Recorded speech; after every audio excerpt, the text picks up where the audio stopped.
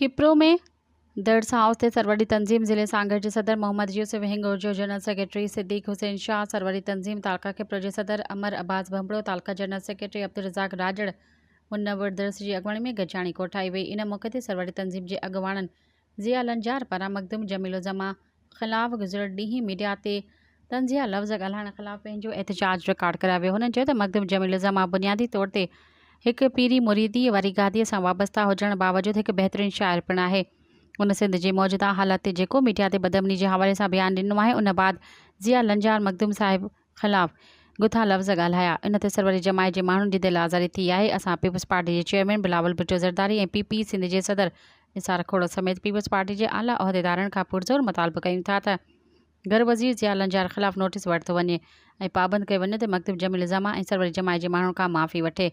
ॿी सूरत में सरवरी तंज़ीम पारां एहतजाज जो दायरो वधायो वेंदो। इन मौके ते साबिर भंबरो सिद्दीक भंबरो समेत सरवरी तंज़ीम जा अॻुवान मौजूदु हुआ।